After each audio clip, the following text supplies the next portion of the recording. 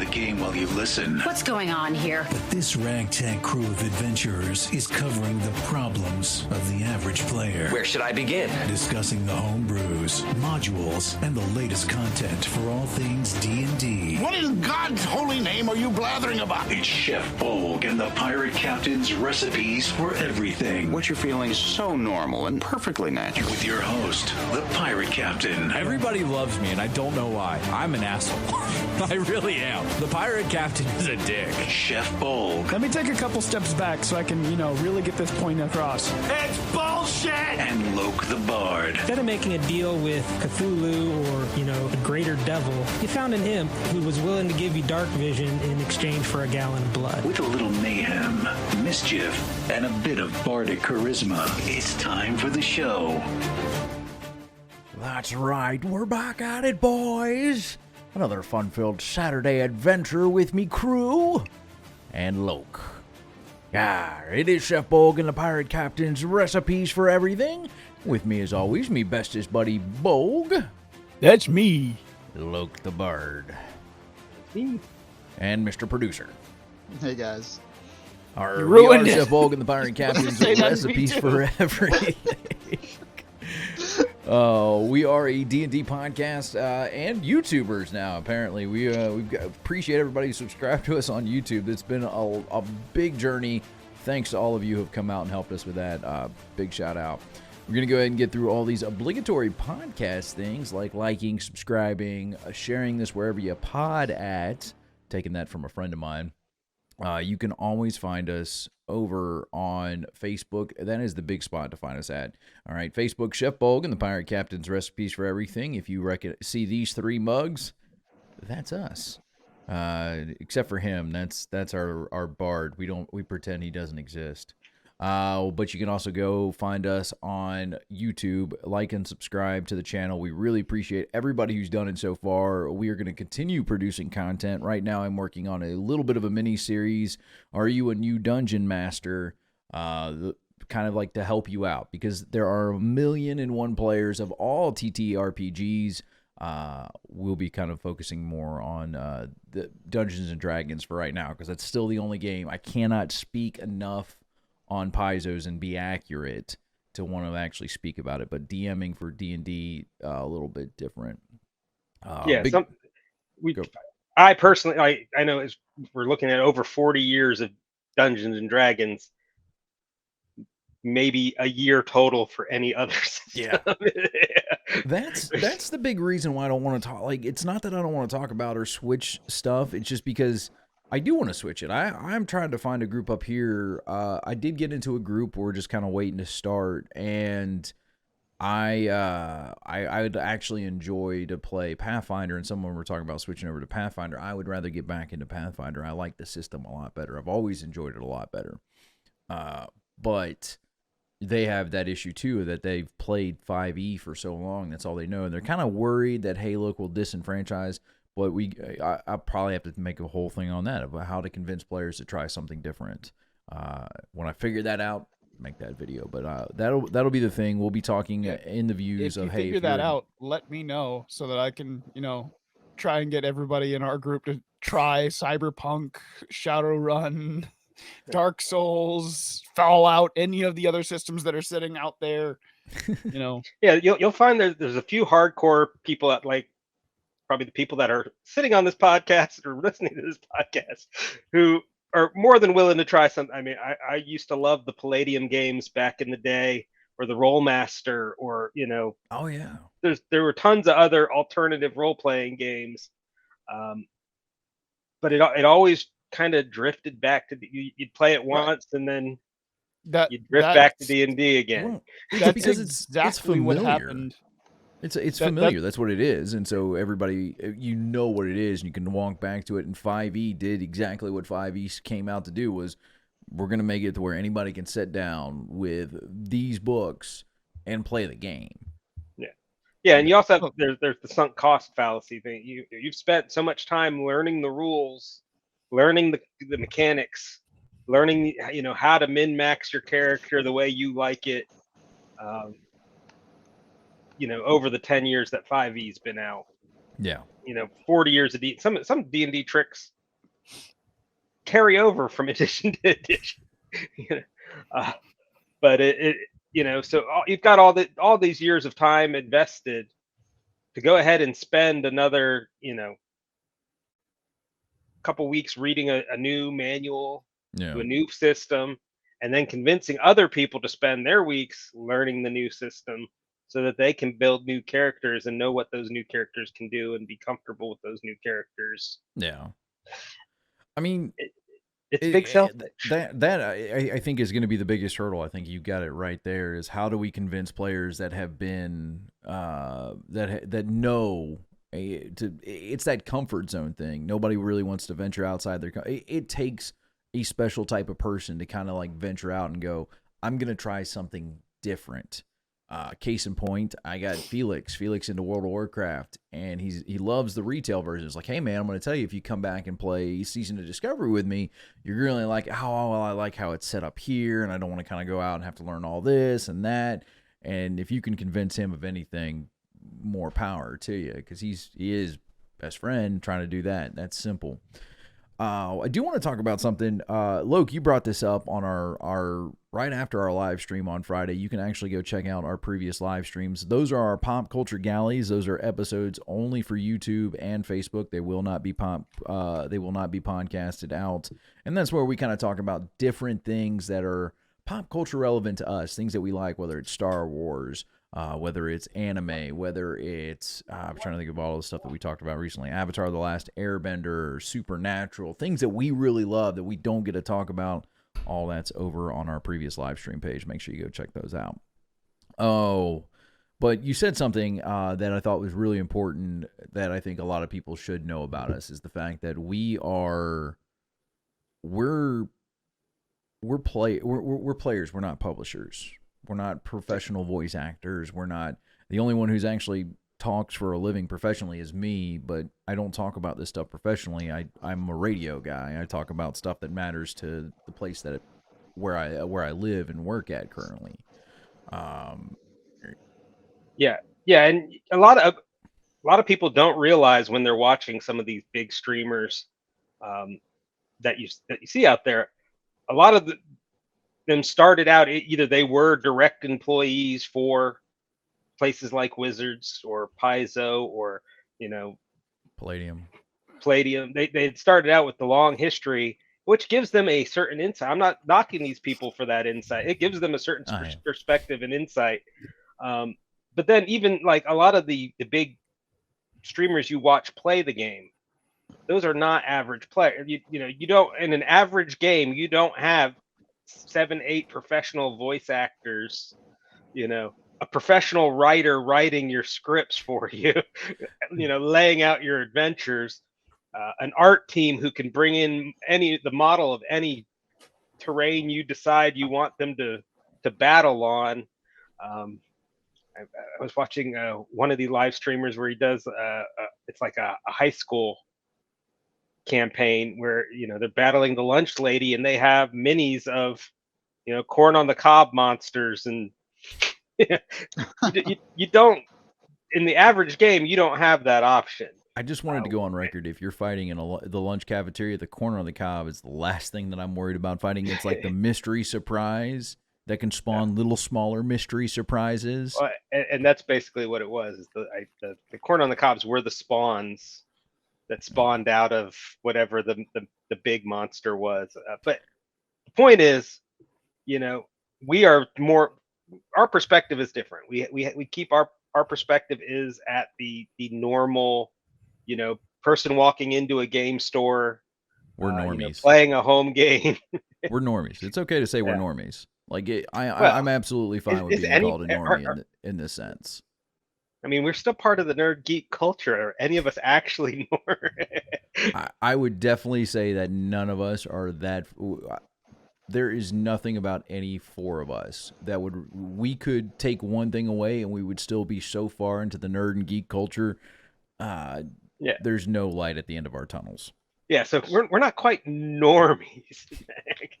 Well, I mean, we're normies when it comes to the D&D and the tabletop and the nerd world and stuff like that. We're those kind of normies.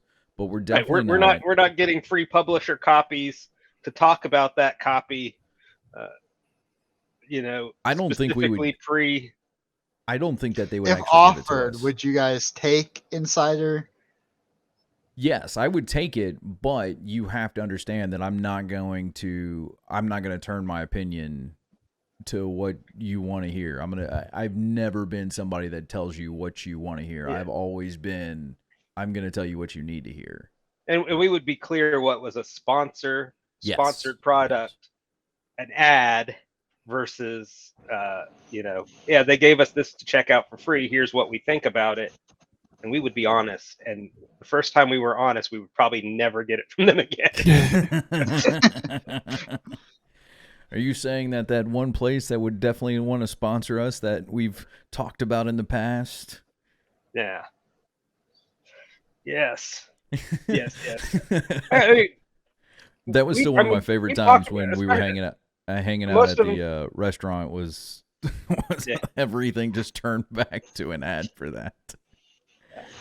But I mean, we're good to our sponsors, and our sponsors are good to us. And if they wanted, if somebody out there wants to sponsor us, reach out. Yeah. But Mr. Producer is sitting there awaiting your calls. Yeah, but on a rotary phone too, of all things. If you're not paying us to be a sponsor, don't expect giving me a free book is going to get you a good review. You guys got him a rotary phone? Yeah. All right, Mr. Producer, put out the campfire. You don't need the smoke signals anymore. I was actually surprised that he knew how to use smoke signals, but yeah. But no, like that's something that a lot of and it isn't to bash to the other YouTubers, because we follow quite a bit of them. We've gotten quite a few follows back from them as well, and subscribers, and we really appreciate it. It's not against them, but when you watch our content, this is the view from the guy that's sitting across the table from you, the person that's playing the game with you, that's looking at this and going, does this really make any sense? Does any of this content really do it for anybody? And you're sitting there, you're going, maybe, I don't know. We spend more time homebrewing our stories because we enjoy that kind of content. And I guarantee you, if I was to put a poll out there about how much people actually use the content from the books versus what they end up homebrewing, and when I say homebrew in this case, I mean they may use Waterdeep or they may use the settings, but they kind of like, if they don't do exactly what the book says, like if this is a Waterdeep adventure manual, you don't do you do what is 100% in the manual. Yeah. But if you vary off of it, like inspiration versus reading directly from it. Yeah. Right. One of the reasons I gave up on Descent to Avernus is because the having to prepare and read and know what's coming up was nowhere near as interesting to me as following these threads in my own way. So I was just like, you know what? I'm not having fun DMing from this book. Yeah. And you'll see a lot of the YouTube channels who are very big proponents of the pre-written adventures also are the ones publishing pre-written adventures. And they've got really good stuff out there. Yeah, like I said, this is not a dig on them or anybody. We've got friend of the channel, James Austin, who releases that stuff. I finally learned to say it right. Yeah. They're a good producer. They produce good content, and we encourage anybody who likes that kind of stuff to go out there and grab a copy. And his setting is a lot of fun. That's where I started 5e. Was in that Chronicles of Baldur setting. I had a lot of fun with it. Yeah. I just, like I said, when you watch this content, because we've gotten, you're gonna get people are gonna downvote this stuff just to downvote it, and I don't care. But just remember that when you're hearing our takes and stuff like this, we're just the guys across the table from you. We're here to have that conversation with you. To regular guys with 9 to 5s playing this game on the weekend like you guys. So, I mean, it'd be nice just to sit around and play the game on YouTube, but I don't know if I could do that though. I don't like when we started this podcast, Bolggs, that was like our big thing. We were trying to figure out what we wanted to do, and I was like, there's 1,000,001 channels that play the game, but there's not a lot of people that come out that are playing it that are talking about, well, this just didn't make sense, or I don't like the way this is going to happen. Can we do it this way? And that's how this all actually started. So I've I was browsing Twitch on the Recipes for Everything channel the other day, and there I was browsing the D&D section, and the two of the biggest watching channels I saw, one was a homebrew, and the other was a guy just one was a guy homebrewing, the other was a guy reviewing people's homebrew, and the rest were people playing, and a lot of the people playing just didn't have as many viewers as the alternative content. Yeah, and those channels that are, I mean, everybody likes to play, but to get the high viewer content on those play along channels without star power. Further shout outs to God Mode. Go out and check his content out on Twitch. I still tune into him quite frequently. But without a famous voice actor, high selling published author. I'm trying to think of examples without actually targeting any of the. We're not targeting anybody. Famous YouTube people, famous directors that people that were famous before starting their live gameplay. You're not going to compete with the Critical Roles of the world that are already have millions of followers before they ever started putting their games online. Oh yeah. And more power to them, man. They took the niche and they said, hey, this is what we can do, and we can make it entertaining, and they're making quality content. Yeah, and if you're looking for a fix, you're not in a current game, and you just jonesing for some D&D, throwing one of those on, especially as like background noise or something while you're doing something else, I can see the appeal. It's just not what this show's about. Yep. No, we are players like you trying to play the game. And speaking of players like you trying to play the game, let's talk about playing a different type of game that kind of correlates in with this one. And this one's a Bolggs topic. Smooth transition. Yeah, smooth transition. Wow, hey, man. It's snowing outside. My brake's locked up. I'm sliding all over the place. That's that radio stuff. Yeah. So there are, classes in D&D that people tend to say are awful.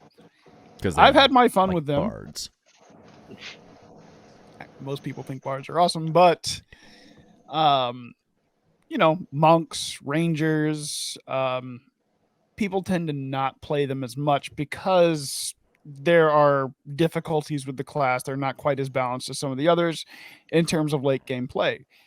Baldur's Gate 3 has made it not only the perfect level set for those classes, 1 to 12, but also have found a way to balance their combat, their magic items, and the classes themselves in such a way that it makes those classes fun to play.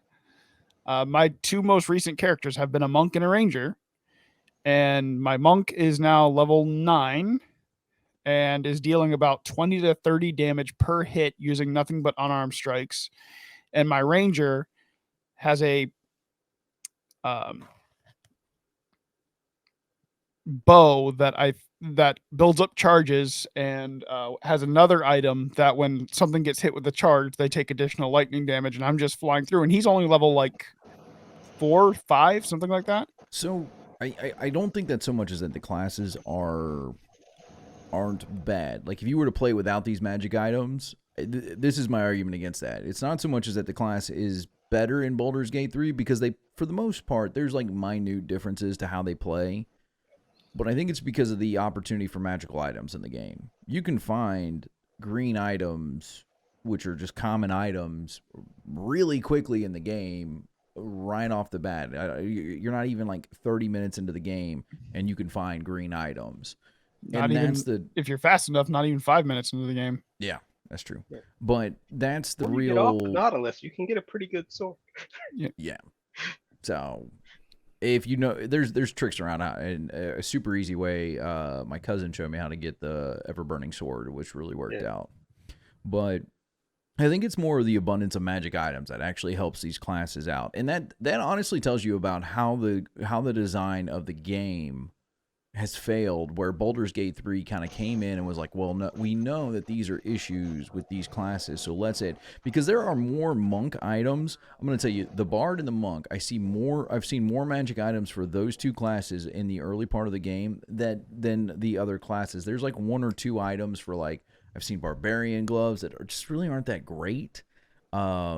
They, like, if you end your rage early, you get 15 temporary hit points, and the temporary hit points don't last long. They actually fade off over time rather quickly. So you have to forcibly end your rage, which defensive boosts, like, or defensive loss and all this other stuff. But there's items for these classes that I think that they expected people not to play or would kind of veer away from, and there's really good items to supplement that. Magic items in a normal D&D game just aren't abundant like they are in the game, and they're not as cheap as they are in the game. Like, gold in Baldur's Gate 3 is simple. You either got it or you don't. Gold in a regular D&D campaign, you've got copper that turns to silver, that turns to gold, that turns to Ethereum, like all these different, like, build-ups. And I think that's what Baldur's Gate 3 did really well to help these classes, was like, okay, hey, look, we'll make it to where you have these magic items to help supplement what your class does. Oh, by the way, that's over a minute. Everybody drink. Pack sand, motherfucker. Pack sand. I was drinking games on our live stream. Go check it out. It's definitely worth a view. We sat around drinking as we counted in the New Year's. I got smashed. I got really drunk at the end. But We all did. You're pretty much right. But at the same time, No. it's the acknowledgement of the team at Larian knowing that these classes have issues and giving them options to make them better. Yeah, they don't have a lot of things for barbarians because barbarians are pretty well-balanced and ferocious class all by itself. Karlak has been wearing the same gloves that just give her 2 acid damage for 40 hours now. Yeah, and that's the other thing with the barbarians. You know, you give them a weapon that gives additional damage, or, you know, that's not a specific barbarian magic item. But Well, that's all they need. They don't need special. Well, that's why I made the targeted argument about to their the class. That's why I made the argument about the gloves. It's like one of the first pair of gloves you can find in the game that you don't have to steal. Shout out to me for going around and stealing. We got to talk about Fingers. I love Fingers. Fingers the gnome. I'd like to make a quick revision real quick, if that's okay. Absolutely, go for it. The currency in 5th edition is Electrum. Oh. Ethereum is a real world cryptocurrency. Yeah, you know, you're trading in the cryptos. Hey, man, you got that Iron crypto in real over life. here? I think I have It's Ethereum. all the rage among the nobles in Waterdeep trading that Ethereum. I'll trade you some Ethereum for these NFTs. But Non-funded tieflings. no. Slave trade.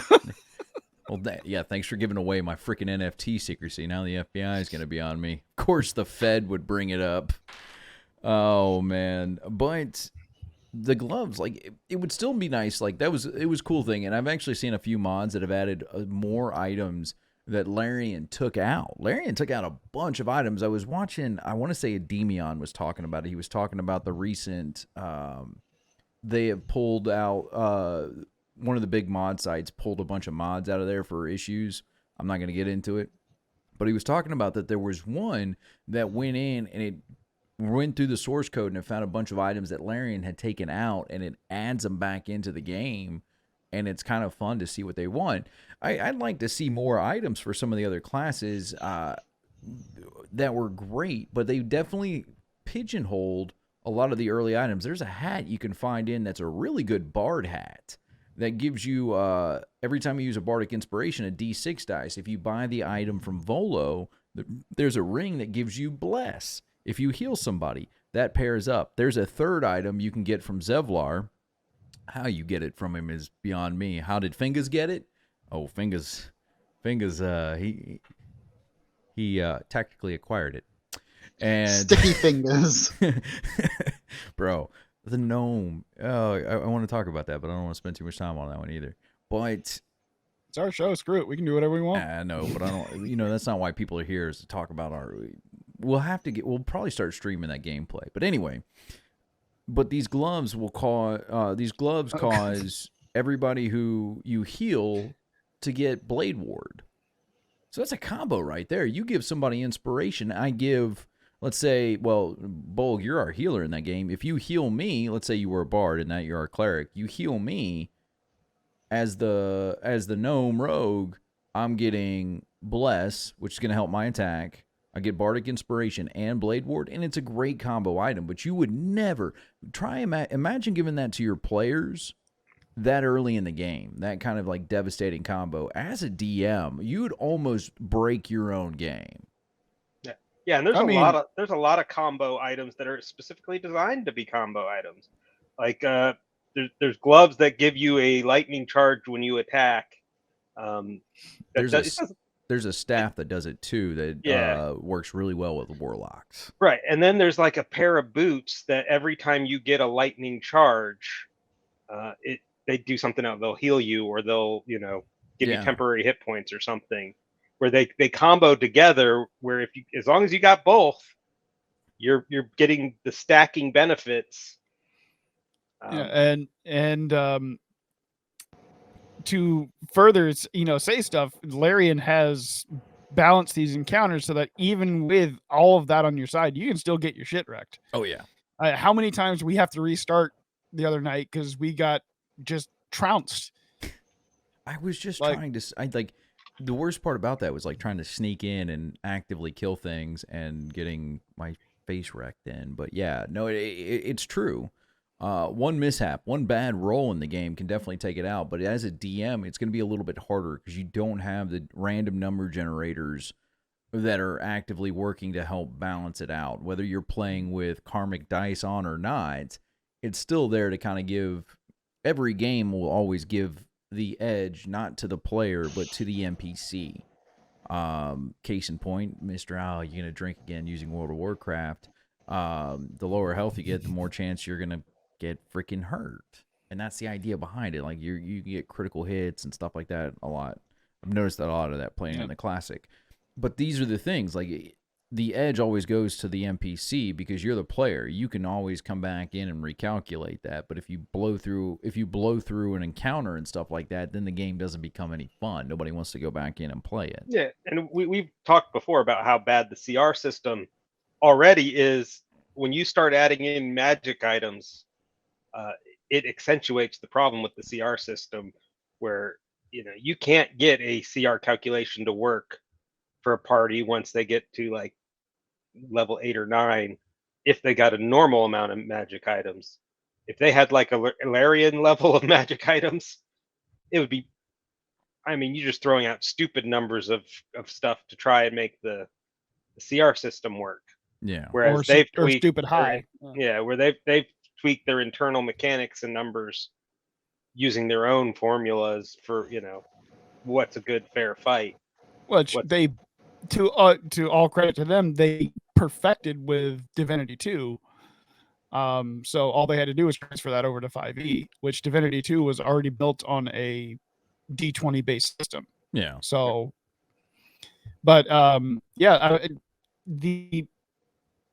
it's the dilemma of the DM when building things. Do I want my players to have access to this stuff and make my job harder by having to tweak things and that kind of thing, or do I just set up these encounters and let them go at them and throw themselves at them and potentially get themselves TPK'd? Yeah, because they don't have the right amount of help.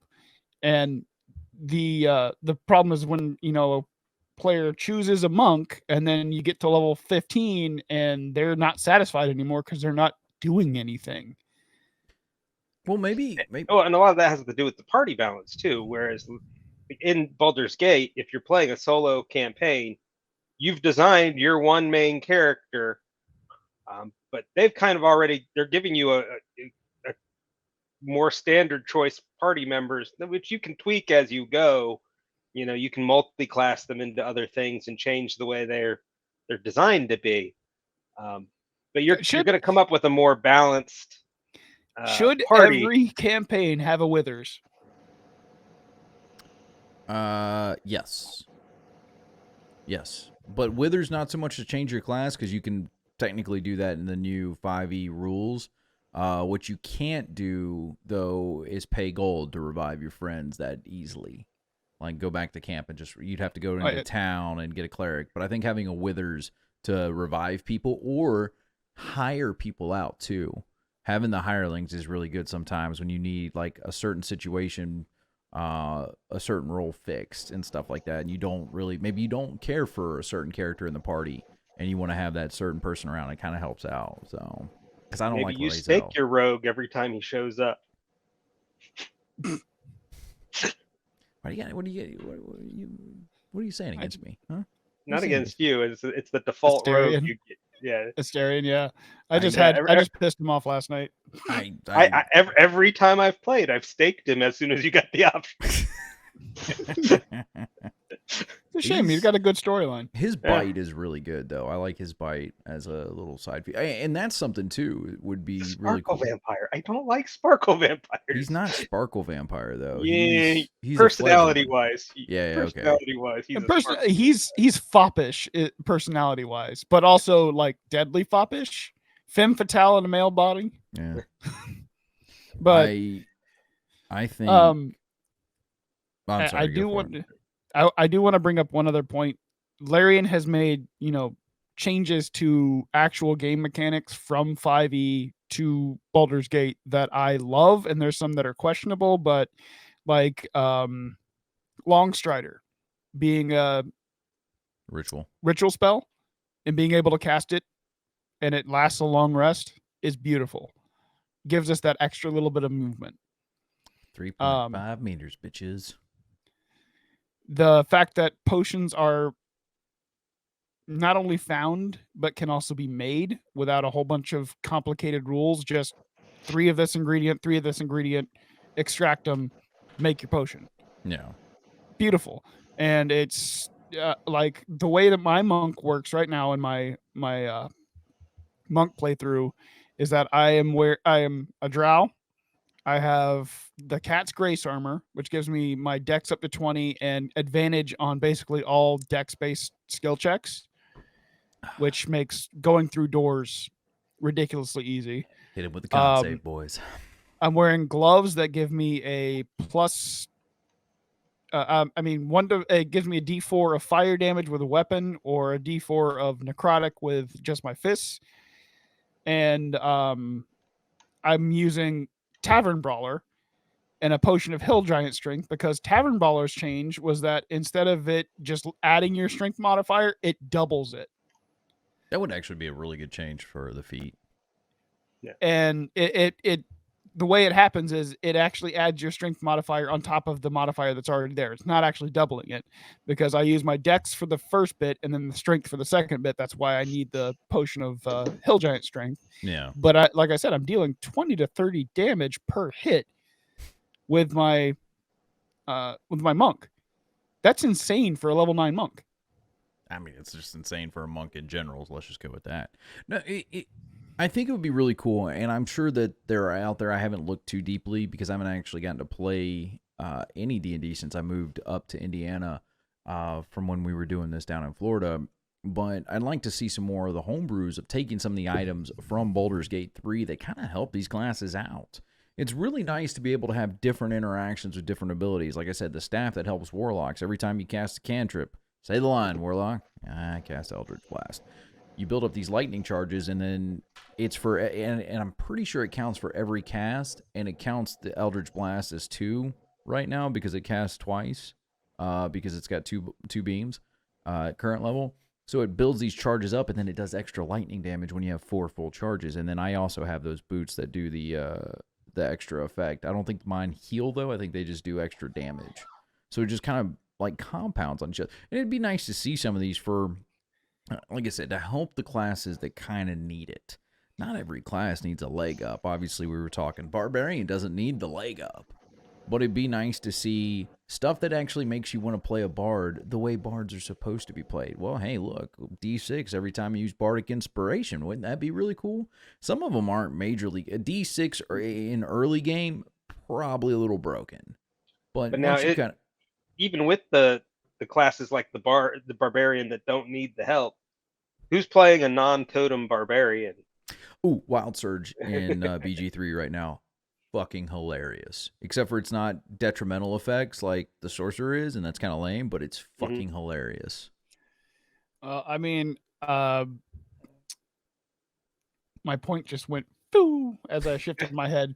You know, if you keep your brains inside your head, you don't have to wear a hat to, keep them in there. But the magic items could be done fairly simply, and could be scaled back a little bit because of, obviously balance options, table versus video game. But hey, Larian, first of all, you're beautiful. I love you. But second of all, way to be a mark. You've already given us the character sheets for all the characters. Why not give us the magic items? Yeah. I think people would pay for that too. Straight up. I would. Oh, yeah. I tell you what people wouldn't pay for. Healing. I'd buy that for $1. Ow. I saw this article. I was kind of digging through some show prep. It's in the show notes stuff if you guys haven't taken a look yet. How to keep your D&D party alive without a healer character. And there's... let me show it to everybody. Not you. Let me show it to the viewers. This is it right here. It's from The Gamer. It's a story by Zachary Wiggs. How to keep your D&D party alive without a healer character. And he makes the logical points, but I'm gonna make my arguments of which ones I think work better. And I think there's one in here that I completely forgot was a thing, and I think would actually be really good. But health potions. And it goes back to what you were saying, like in BG3, how they're so much easier to find or make. I'm not saying they got to be abundant, which they are abundant in BG3, but you're expected to take a lot more damage in there. But they don't do a lot. It's not like you're getting like some heavy D6 or 2D6 potion right at the beginning of the game, unless you're lucky and the random number generator gives you one. I think I got one right before I went into the Goblin Village. Not the one that they raided, but their actual campsite and stuff like that. But buy and carry a ton of healing potions. And he's right about that. But if we had more access to making our own healing potions, I don't think players would feel that they have to be a cleric, or there has to be a druid, or there has to be a bard, or somebody that does healing stuff naturally, not somebody like the celestial warlock or dumb bullshit like that. But the more the ones that are like what we would consider natural healers. But I think having healing potions or access to healing potions would be awesome. What say you? I'm a big fan of healing potion method of this is one of the major differences between 5e and previous versions of D&D is the availability. You don't need to have a pure healer in the current model for these reasons and others. But in the old editions, if you didn't have a cleric, you weren't getting healed. It was the own there were no wizards with healing spells. There were not bards with healing spells unless they were some kind of multi-class who took a level in cleric, which multi-class rules was much different back then as well. So, but yeah, I am not a big fan of the default potion system that they use currently. You've all played in my campaign where the healing potions rather doing the 1d8, which is what the standard healing potion in the D&D Dungeon Master's Guide, I believe, does, is 1d8 of healing per potion. I do a percentage of your total hit points. A weak healing potion does 25% of your total hit points. And most of that is because at low levels, 1d8 is great. At level 10, 1d8 ain't shit.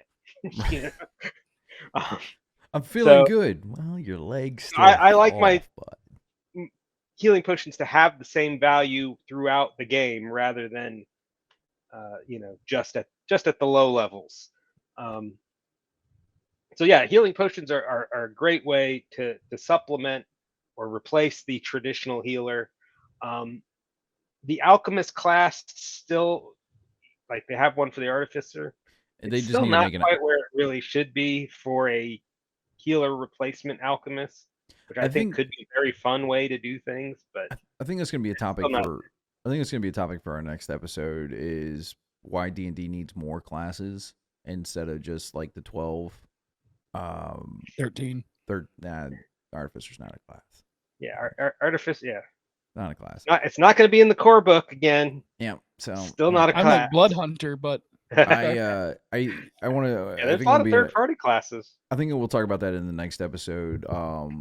Where Pathfinder kind of has it right, where they have like a multitude of options, and instead of trying to make everybody do what one does, that they just have another option for you. So I think we'll talk about that one. What about? I like this idea because it's in the army in a sense, and it's in the armed forces in general. I'm in the army, so I speak for the army. Healer kits, and I think about that as our IFAKs, our first aid kit. I can't think of what the I stands for. Yeah, it's been a hot minute since I've had to think about that. I know it's first aid kit, FAK, but I don't know what. I can't remember what I is. But I think I like having this. Like, you get to roll your wisdom modifier, or you roll, and it's like maybe a D4 plus your wisdom modifier to kind of like help people. Like having a small first aid kit, like everybody has one. It's an overlooked item. He was right on this one. It doesn't take a full blown healer to have some luck with bandages. Healer kits are often overlooked for more magical forms of healing, but they still help out quite a bit. Rules as written say they take a wisdom check and can only stabilize a creature that has reached 0 hit points. But maybe unless you take the healer feat. That's right. I was going to say you also have the healer feat, but maybe you just everybody. I wouldn't say much as a healer feat. Maybe the healer feat would double. And well, the healer feat is what changes it from just stabilizing to actually giving back hit. So here's my argument. My argument to it. And here's how I would do it. And you can tell me where I'm an idiot. I don't care. But you would do it at 0, so your wisdom modifier would be always base 0 plus a D4. All right, and that's without the healer feat. All right, so if you have a modifier of 2, you're able to help them out, whatever's in your IFAK. You take the healer feat, it's double your wisdom modifier. So if you've got like a 4 wisdom modifier, then it's an 8. So you're really actually healing. So that way, and it would kind of help out so you wouldn't have to have like a healer, and it would make it to where people would actually use some of the more mundane items in their kits. Well, what I would say is go with that, where the healer kit, I would actually say it just does 5 HP. Boom, that's it. 5 HP. But say for the person who is like, when you apply a healer's kit, if you have the healer's feat, it applies your wisdom modifier and the recipient's constitution modifier. Yeah, I like that. That's pretty good. Except and for then the constitution modifier base 0. And if 5, and then your wisdom, their con. That's how many hit points they get back. And if you become proficient in healer's kits, let's make them a tool. Just make them a tool. You could add your proficiency bonus on top of that. A lot of healing. I would think right that. There. In that way, you're not feeling like you have to pigeonhole in like a bard, a druid, or a cleric. I'm just Anybody going with could those do it. 3 are like our basic healers. Paladin, and I wouldn't even consider a paladin. I don't have a problem with the way they are. I think it does enough that you just the out of combat healing is so easy. You take a short rest and you're gonna take your hit dice and healing. But that's out of combat though. Like if you're in the middle of a fight, if you're able to stabilize them using the healer's kit during the fight, even without the healer feat giving them hit points back. That's another point from Baldur's Gate we should have brought up, but it's fine. We can talk about it now. The way they do short rests is awesome. Short rests, if you have the durable feat, you get the whole thing, but short rest gives you 50% of your hit points back. Boom. You only get 2 per long rest. Yeah. That's how short rest should work. Well, that is how short rest works. I gotta give that one to Loke for once. That is Yeah. actually Except how that that's short not rest how people really That's use not them. how. Yeah, that's not how they're used in real tables. But Yeah. by the rules that Get rid of the hit dice. Just do 50% of your health. Well, Boom, we'll you're get to the done. hit dice because there's a hit dice thing in here I actually kind of enjoy. Here's two of them that are back to back, and they're essentially the same thing. And I say no to this. First off, plot armor. People need to die. Yeah. Your characters need to know that there are consequences for doing things, because otherwise they're just going to do dumb things and think, well, I'm a main character, so I can't die. And then it goes right into divine intervention, which is the same thing as plot armor. Yeah, that's like playing a game with the cheats on. You beat the game in 3 minutes and you never play that game again, rather than spending hours and hours.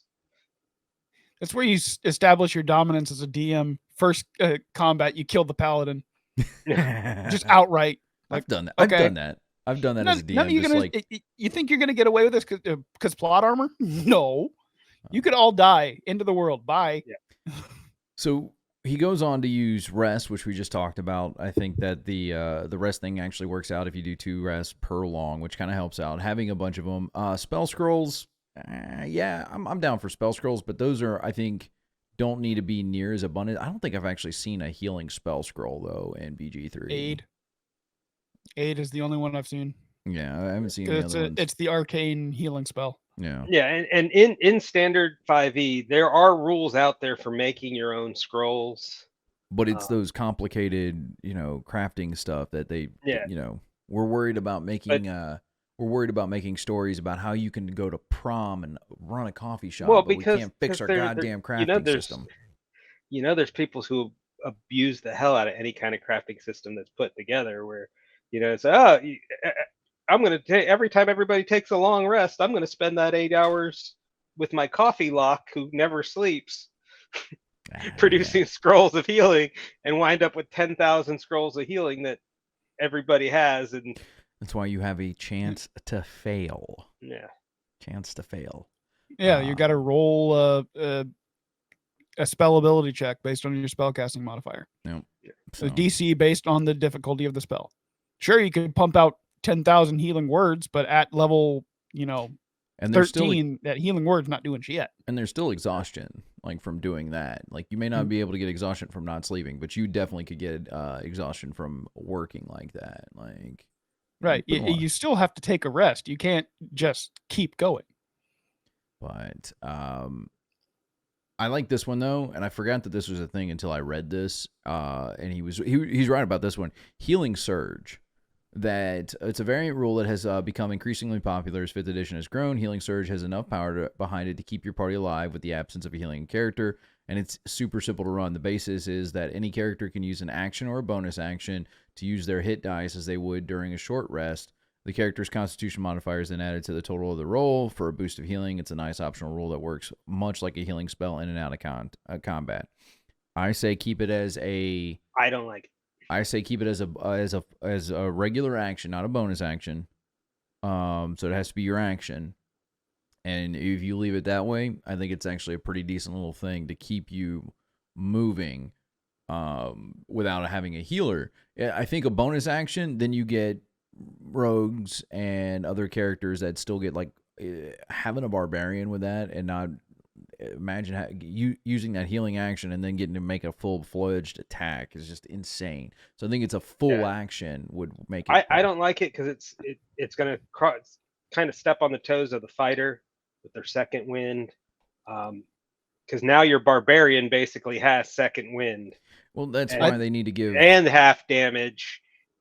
I definitely makes them better than a they need fighter. To give something. There needs to I've never really cared for second wind with a fighter anyway. It's not that it's a bad ability. It's just that it's kind of lackluster when it comes to a fighter. So, I think once per short rest, it takes your whole action, your bonus action, and your speed drops to 0 because you have to focus to do it, or apply bandages, whatever. You should still get the bonus action. If you want to limit your speed to 0, I'm cool with that. But I'm not about the bonus action is still you still need to be able to do something. Yeah. Otherwise, people aren't going to want to do it. You're focusing on healing yourself. That way, the fighter's second wind is still a viable option for the fighter in the thick of the fight. I think that they think need so. to go back in and relook at Second Wind anyway, because it's kind of lackluster. Like I said, it's just a lackluster ability for a self heal. It's really a way to keep yourself alive at the last moment. Yeah, and the point of keeping yourself alive is also part of the problem I have with it. Your party should be the one that's healing you in some way. Spare the dying is a cantrip. Yeah, spare the dying is a cantrip. It's a full action. Healing word is a bonus action. And almost all magic casting classes have access to healing word. So the idea is no healing class behind you. Right. No. I'm talking all magic non-healing classes. You can get healing word as a bar. You can pick up magic initiate as a feat and pick up healing word. Everybody has the potential to be healer. Yeah, healing is so easy in 5e already. To go ahead and add, and it is so hard to kill players, unless you get extremely lucky with disintegrate. It's my way of doing it. Yeah, fuck it. I just said Felix's character not too long ago. That's why that's an example. It's all right. He came back. Yeah, it wasn't intentional. It just had bad luck on the dice. But I'm okay with limited to so many hit dice, because I think what you get. How many hit dice do you get per? One per level. One per level, yeah. So you limit it, and that kind of keeps you. The idea is not to take so many rests. Like, that's the issue I have a lot with the game, is people will just take so many rests because they'll abuse the rest system. And giving them this chance to do it, and I'm very fine with them not being restored to a long rest. So if you're level 2, you've got 2 of these that you get to, and you get to roll your hit dice to regain that. It's a full bonus. It's a full action, not a bonus action. And I think that's a decent way of keeping you up and keeping you going. Right, but you're using the same resource that the short rest would use. So you don't get. Guess what you don't get on a short rest? You just don't take a short rest. Yeah. So if you had this function, you've just negated short rests. So you need short warlock rest to restore. You'll need short rest to restore spell slots and different class features. Warlock and certain Mm-hmm. For certain classes, you need it for certain features. Yeah, monks get their key points back. Yeah. But like the cleric who doesn't ever need a short rest is always going to vote no. But then again, we're talking about playing without a cleric. We're not with a cleric, so it doesn't matter. I don't remember if maybe too bad we don't have one of our rules lawyers, but do monks get back their full key points at a short rest, or is it a certain amount? It's a certain amount. Yeah, because in Baldur's Gate, it's all their key points, which blew my mind the first time I did it.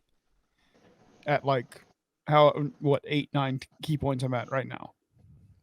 Oh, I'm pulling it up right now. Actually, that's a Mr. Producer thing. Can you do that? I want to say. Yeah, I'm looking it up. Appreciate it. I think that it's a pretty decent. The way, like I said, the way I'm describing it, I think it would work out. And you don't, so you burn out your hit dice for that short rest. You don't get it coming back. You're not going to have it when you need it later down the line. So you've got to make that gamble. Where is this going to take me? Is this going to help me survive until I can take the long rest? Or am I going to be kind of SOL come the next combat? And that's the idea behind it. Like, I think that would. Honestly, I think simplifying the crafting system and just making potion ingredients more available, being able to make healing potions, I think would be enough. It's a 30-minute rest to regain all your key points. So it's a short rest. So it's a short rest. Okay. Yeah. It's not even a short rest. You could just say, okay, we're standing around for 30 minutes. I get all my key points back. Yeah, I'm not. No, that ain't happening. And then his final answer to this one, which kind of is the reason why I say having Withers around would be great, is just employ a non-playable character to join your D&D party. The issue with that is then you kind of have to play 2 characters, or somebody's got to play 2 characters. The DM is basically controlling the DMPC. Yeah. The DMPC is. I don't like that. Part of that's also we play in such large groups. There's no reason for it. Mm-hmm. If you've ever played in like a DM with 2 players type game, I could see where you might need an NPC healer along But in most games, it is completely unnecessary. Right.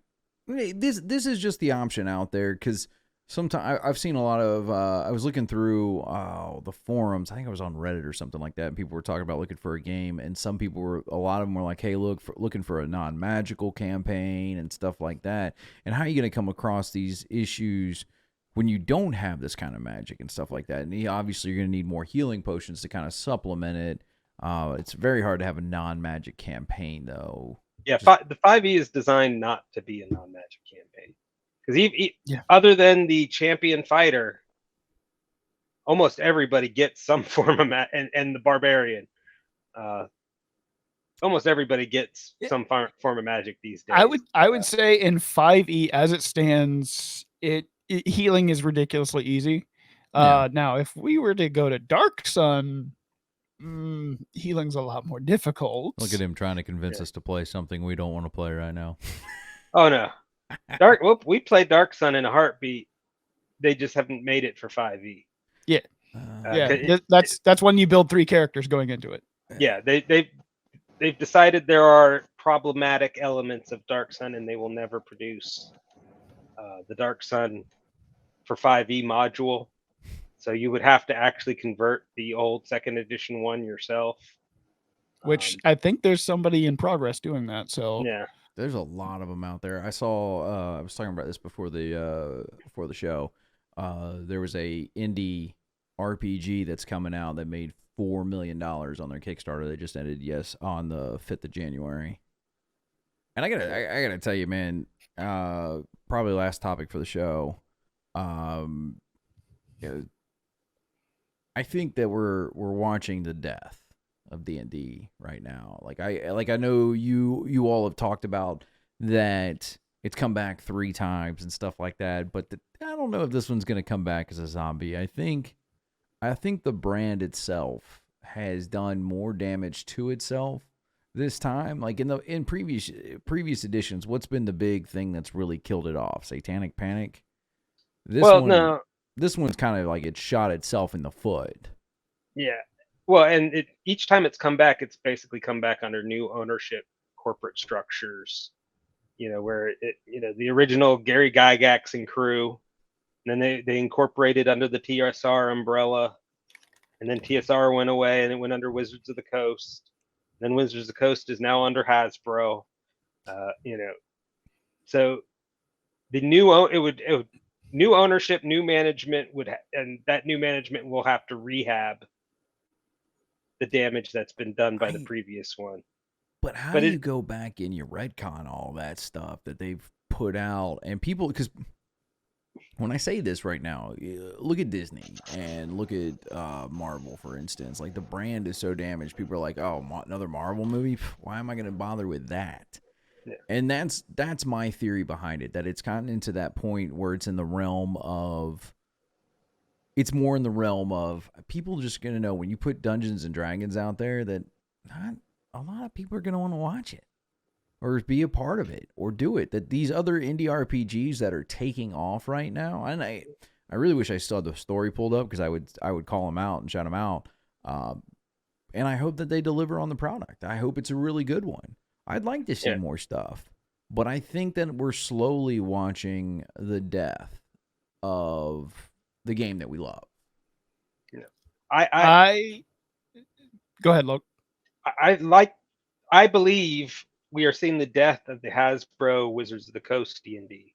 I believe one of these independent publishers that even after all the damage is done, especially one of these smaller publishers, if they can pick up at a bankruptcy sale the D&D name just for the D&D brand name recognition, that one of the small publishers will pick it up and try to rehab the name. Now it may take a while. They may have to not put something out for 2 or 3 years. It's kind of like a palate cleanse, and then start putting new product out under the new management and be clear. They'll have to be clearly different in their marketing, in their business model, to show that they are not the corporate hacks that Wizards of the Coast and has. Yeah, and they will not be able to bring on the current people who are screwing things up. They would have to definitely have a clean cut with the current management. I think they can do it. I don't think the brand itself is irrevocably damaged.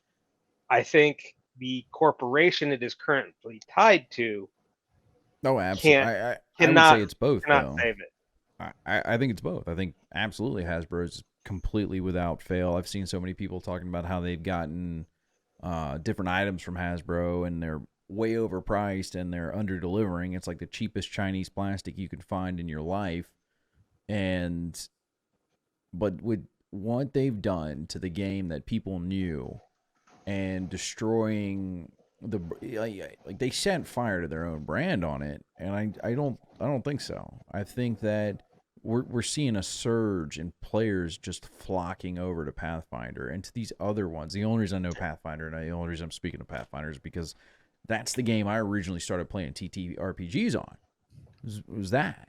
I moved over to play a little bit of D&D as more of my friends wanted to play D&D, and then when I met all of y'all, everybody was like, well, we're playing 5e. I was like, well, I guess I got to play 5e.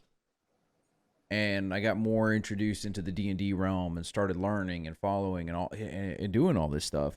But I don't see it coming back this time. I think when you say it, I think that people are going to be like, eh. I think that's happened before. That happened with 4th edition. 4th edition maybe should have killed Dungeons and Dragons, but it didn't. That's because with all this flocking to the new indie titles, eventually people slide back to D&D. It happened to me. I stopped playing for about 6 to 7 years. And then I started playing Chaosium's basic role-playing and the attached module fantasy role-playing. And we played a game with that for a while. And then the next game I played after that was going to Game On and playing 5th edition. Yeah, I personally never played 4th edition. Yeah, I skipped 4th edition entirely. I think the difference between, and there's actually like truth in what you were saying, Bolg, about how people like come back to it. But I think the difference between 4th edition and where we're at now is the widespread social media that we didn't have near as much of during that 4th edition era. Like, Did you play 4th edition, Pirate Captain? So what? Did you play 4th edition? I played, I think, a couple months of it, and because we played a little bit while I was overseas. No, 4th edition was before my time overseas. When did I play 4th edition? I think I played I played it once, and I didn't like it, and I went back to Pathfinder. I kind of, 4th edition was my first game, and it was very difficult for me to go from the 4th edition system into the 5th edition system. Well, 5th edition had good ideas. Yeah, I think I played it when I was overseas in Afghanistan, because I think it was right before, 4th 28 to 2013, so I was in Afghanistan 2011, so yeah, that's when I played it. I played it with a friend of mine. My not playing 4th edition wasn't because I was at the point where a lot of people are now with Wizards of the Coast. I was at that point in 3rd edition with problems they had and issues they had, and I left the game completely at that time. I just didn't come back until after 4th edition. There were a lot of good concepts, and I love the minion concept. We've talked about it on this show before, that they had in the rule books for 4th edition to fix some of the advantages the players have with the turn mechanics. Action economy, that's the word I was looking for. To counter the action economy issues where you put the one hit point minions, so you don't have to track their health or anything like that. They get hit, they die, but they add into the action economy. They each get an attack. Yeah, and they swarm and stuff like that. And they swarm, yeah. But I like that idea. So there were good ideas in 4th edition. But the stuff the company had done had gotten to the point where it had driven its fans away, and it took a long time for us to come back. And I think like, and I've heard this from a few people that I've listened to, like Bolg was saying, is that people just eventually fall back to D&D, but I don't see them doing this now with so many more options out there, and there are actually a lot ones that are super close to D&D from what I've been reading.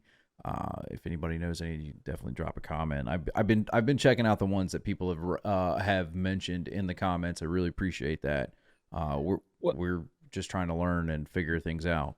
But I think that with the way social media was then versus now, that it's more people's concerns and voices are being a lot heard, and I think that that's where these new systems are. I think that I would rather be wrong on this than I would be right. You're underestimating some of the power, the history, and nostalgia factor. Yeah, is going to happen. This has happened before. People have flocked to these indies and then they've come back. These indies have always been around. Palladiums, Traveler, GURPS, that they've always been around, and people just steadily stream back. There are the mainstays that stay. I mean, I'm playing in a Cyberpunk campaign with a guy who's been playing Cyberpunk since it first came out and never went back to D&D. He's only been playing Cyberpunk. Yeah. But even back in the day, even D&D TSR, D&D, they produced other games besides D&D. You know, unlike Wizards, who puts all their eggs in one basket and tries to make D&D everything. Right. TSR used to, they had their Gamma World, which was their post-apocalyptic version of D&D. They had the Star Space one. I can't remember the name of it off the top of my head. Gamma World's on what, 7th edition now? 6th edition? Yeah, something like that. My prediction for this and this, as we wrap this up, I think that people are going to actually the fallback to is eventually going to be Pathfinder and not D&D. And I think it's just because Pathfinder kind of gives its players, for the most part, from what I've seen and understood about Pathfinder, it gives its players what players want. And the fact that they're coming out with a second edition was just be like, I guess we'll hit the reset button and give you a version 2 on this one. But I think we're seeing the death of it. I don't want to. I would rather be wrong. I would rather be wrong on this one than be right. And my last comment, I guess, would be I could even see a Paizo, because Paizo started out as a D&D supplement. If D&D were to crash and burn and go under and at a fire sale, I could see a Paizo picking up, be able to stamp their books with that D&D logo and be Pathfinder D&D edition, and just to have that name on theirs, to where it will never die. And for my last point, I guess I'm looking at it both pessimistically and optimistically. Pirate Captain, you're absolutely correct. Social media is a big reason why things are different this time around. But I think that's both bad and good. They're seeing the bad of what's, the company's been doing, but it's also drawing in a lot of new players with the streaming, with the movies. All of that is drawing people in. Word of mouth is getting around. But at the same time, it is dying, and something needs to change. Either there needs to be a shakeup at Hasbro Wizards of the Coast, or it goes on fire sale. But unlike Logue, I don't think it's going to be a small company that buys it up. I think brand recognition, you might be looking at somebody bigger buying it up. Who knows? Maybe in 5 years, we'll be looking at Microsoft presents Dungeons and Dragons. Oh, dear God. All right, let's finish this out, boys. Make sure you follow us on all our social media. It is Chef Bolggs and the Pirate Captain's Recipes for Everything. Make sure you find these 3 mugs on Facebook. Our I clicked the wrong link. Our Twitter. We're not super active on Twitter, but we do like to post when we have new videos. You can always follow us there, interact with us. We will respond. Make sure you like and subscribe wherever you're getting this podcast, whether it's on YouTube. A really big shout out to everybody that's subscribed so far in the last couple months. The people who have made these videos are our biggest videos. 1,000 views on a video with a channel with 67 subscribers. Huge, and it's all because of you. Shout out to you. Thank you for all of that. Make sure you follow us on we have different platforms where we're at for audio. Maybe you're an audio-only person. We're on Amazon. We're on Google. We're on Spotify and Apple, everywhere you go. With that being said, say goodbye, Bolggs. Goodbye, Bolggs. Say goodbye, Loke. See ya. Say goodbye, Mr. Producer. Bye, guys. And as always, happy adventures. Yarr. You've been listening to Chef Bolggs and the Pirate Captain's Recipes for Everything, featuring Loke the Bard. Like, follow, subscribe, and share this podcast. You can also find them on Facebook, Twitter, and YouTube. Just search for Chef Bolggs and the Pirate Captain's Recipes for Everything. Questions, comments, and mutiny requests can be sent to bolgandpc@gmail.com. And as always, happy adventures.